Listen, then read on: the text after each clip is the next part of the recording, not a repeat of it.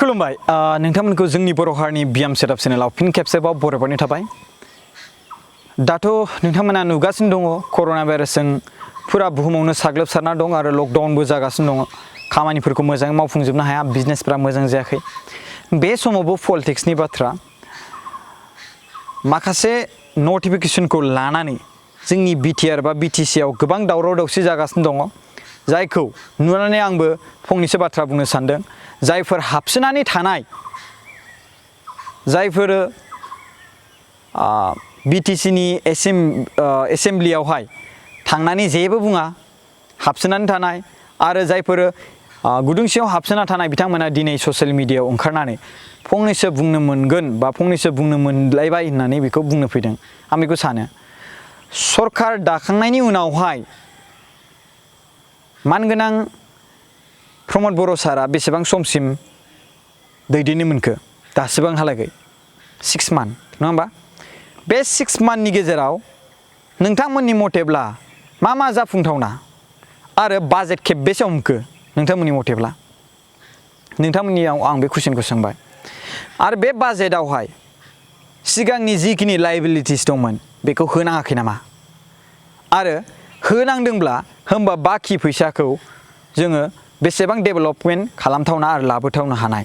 अब्लाबो बे इम्पसिबोलखौ पसिबोल खालामदों जोंनि मानाव गेदेर प्रमद बर' सारा। बेखौ आं नुहुरदों आरो आं बेखौ सानदों आरो नुहुरदोंबो, बयबो मिथिदोंबो। 6 मान्थ होननानै बुङोब्ला बे 6 मान्थबो नंजोबा।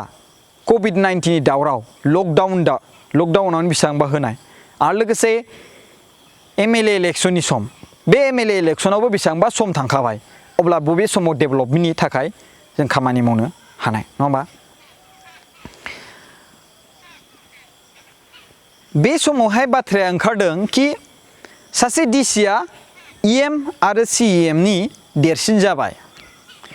सासे एडिशनेल डेपुटि कमिशनारा EM फोरखौ बा CEM फोरखौ अर्डार होनो हानाय गोहो जाबाय।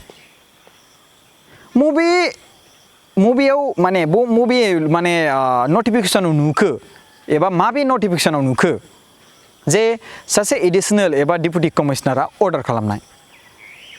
रिक्वेस्टबो खालामनो मोना नामा सोरखौबा? जेनेबा दा मोनसे बेयाव नटिफिकेसन होदों बेयाव एडिशनेल डेपुटि कमिशनारा जे जिखिनि दायो BTC नि सिङाव आन्डार स्किम जादों बैफोर स्किमनि नाम गासैबो स्टेटासफोरखौ साबमिट खालामनो खोन्थादों जुननि 7 थारिखनि सिगाङाव नङा होमबा? दा दिनैथ' जुननि माबा जाहैबाय नालाय, दिनै जुननि 9 थारिख नङा होमबा? आं नायबावनि टाइमखौ, जेनेबा बेयावहाय लिरदोंमोन जुननि 7 थारिख। स' दा बेवहाय रिक्वेस्ट खालामदों कि जिखिनि BTC नि सिङाव स्किमफोर सोलिदों बानायदों बेफोरनि माखासे स्टेटास नङा होमबा? स' बेफोरखौ साबमिट खालामनो खोन्थादों। स' व्हाट बेवहाय बे सरखारि खामानियावहाय बेफोरखौ खामानि मावनाया सोरबा सासे मानसिया अर्डार बिनायथ' नङाना, बिथांमोनाबोथ' बेफोरखौ स्ट'र खालामनो गोनां जायो। स' बेनो माबा मोनसे अर्डार गोनां जाबाय नामा? बेनो माबा मोनसे डेटा बिनायानो माबा मोनसे अर्डार होनाय जाबाय नामा? नङा होमबा? दा बेवहाय साननो नाङा, जों जुदि समाजनि खामानि मावनोब्ला आं सानो आरो पार्सनेलि जे PM आ चिफ मिनिस्टारनि देरसिन नङा होमबा? प्रेसिडेन्टआ चिफ मिनिस्टारनि भारत हादरनि प्रेसिडेन्टनिख्रुइ देरसिन। जों बेफोरबायदि सानलायनो नाङा गोहोखौ लानानै। जों साननांगौ मा, जों जोंनि समाजनि खामानिफोरखौ जों बोरैहाय ज' लोगो नांनानै रेंकखौ लालायनानै जों खामानिखौ मावनो हायो। दिनै चिफ एक्जिकिउटिभ मेम्बार हिसाबै जोंहा श्रीजुत मानगोनां प्रमद बर' साराबो खामानिखौ मावलांगासिनो दङ बे 6 मान्थनि गेजेराव जेसेबांखिनि मावनो हायो। आरो लोगोसे बिथांनियाव माब्लाबाबो बे अहंकार एर'गेन्स गैया जे बे DCआ बिथांखौ अर्डार होदों बा DCआ देरसिन बिथांनि। दिनै बिथाङा सोबजोंबो रायज्लायनो गोनां जायो बिकज अफ पाब्लिकनि मोजां खामानि मावनो थाखाय। दा जोंनि BTCआ मोनसे स्टेट लेभेल नङा हिसाबै नङा होमबा? जों बयजोंबो बेवहाय दा बुंलायबाय मोनसे बाथ्रा, जों स्टेट लेभेल नङाब्ला दा बे बाथ्राखौ बुंलायगोन कि जोंनो नांगौमोन बड'लेण्ड स्टेट, बाट नायदो BTR रेकर्डआ मा खालामखो।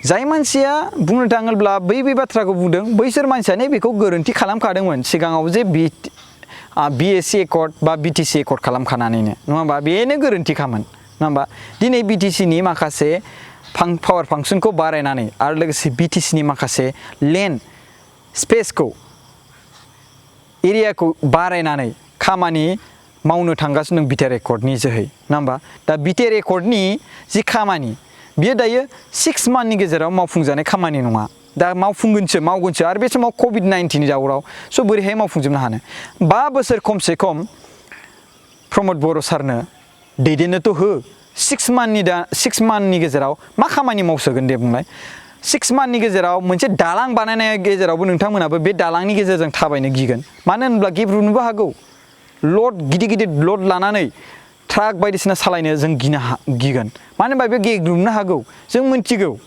नङा होमबा गोबाव समजों जोङो बेखौ दोनहाबोब्लासो बे एसे स्ट्रं जागोन आरो लोगोसे बियो आरो साइन्टिफिकेलि बुंनो थाङोब्ला बे थाबैनो स्ट्रंबो जानो हानाय गोहो दङ होमबा जोंनियाव एसेबांखिनि बैफोरबायदि बाजेटखौ जों जुदि बाहायोब्ला माखासे बैफोर रांफोरखौ जों गुबुन खामानियावबो बाहायनो हायो आरो बेखौ स्ट्रं खालामनोब्ला जोंनियाव गुबुन केमिकेल बायदिसिना मिक्सआप खालामनोबो गोनां जानो हागौ बेफोर इन्जिनियारिंफोरनि दायथ' आरो जोंनियाव बेफोरबायदि नलेज गैया नङा होमबा आरो खामानि मावाखै नङा गोबां खामानि मावदों दालां खामानि मावगासिनो दङ कासिकत्रानि जे ओरै बेंटलजों थांनाय बेसेबांबा गिदिर लामा बेबोथ' बेसेबां मोजाङै बानायजागासिनो दङ इरिगेसन खामानि मावगासिनो दङ एग्रिकालचार सेक्टरनि गेजेराव खामानि मावगासिनो दङ नङा होमबा फ्लाडफोरनि थाखाय प्रटेक्सननि थाखाय खामानि मावदों लामा गोदान खोदों नङा होमबा दा बिनि गेजेराव अफिसफोर बेसेबांबा गिदिर अफिस बेफोरखौ इनिग्रेसन खालामदों आरो जायफोर कमप्लिट जायाखै इनकमप्लिट जाना दं बेफोरखौ कमप्लिट खालामनो थाखाय थाग थियारि खालामदों नङा होमबा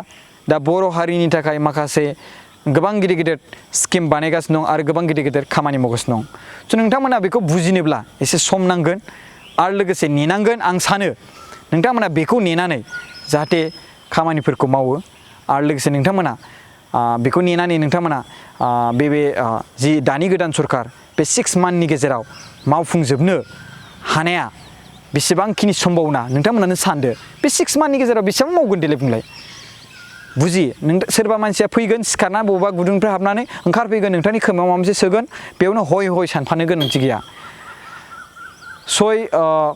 6 मासनि गेजेराव बेसेबांखिनि खामानि मावनो हाथावना नोंथांमोनानो सानदो आरो सासे डिसिया सासे CEM एबा EMखौ अर्डार होनो हानाय खेमता गैया आरो बे नंखाया बेयाव लिरनाय हिसाबै नोंथांमोना इंलिसाव बा इंराजियाव लिरनाया एसे एनै बेफोरबायदि जायो आरो बेखौ मिसआन्डारस्टेन्डिं जों बुजिलायो जायखौ जोंहा आसामनि स्पिकार मिस्टार श्रीजुत बिस्वजित दैमारि सारा स्पष्ट भाबै बुंबाय बे माखासे लिरनायावहाय मिसआन्डारस्टेन्डिं बुजिलायगोन होननानै जोंहा मानगोनां आसामनि chief minister doctor Himanta Biswa शर्माखौबो बुंखादों होननानै बुंबाय स' बेयाव आरो माथो दंबावो स' नोंथांमोना एसे नेबाय था आरो 5 बोसोर बिथांमोनखौ सरकारि खामानि मावनो हो बिनि उनाव बुंदो 17 इयार्स खामानि मावबाय अपोजिसन पार्टिया आरो दा बिथांमोनखौ 5 बोसोरखौनो मावनो होआखै बोसोरसेखौनो नंबा 6 दाननि गेजेरावनो 6 मान्थनि गेजेरावनो बायदिसिना जावगासिनो दङ बेसारा हांखौनो लानो होआ दैलि ओरै थांलाय ओरै फैलाय खामानि मावगासिनो दं बिथाङा माबायदि मानसि एसेबां थानो हायै बुंनो हायो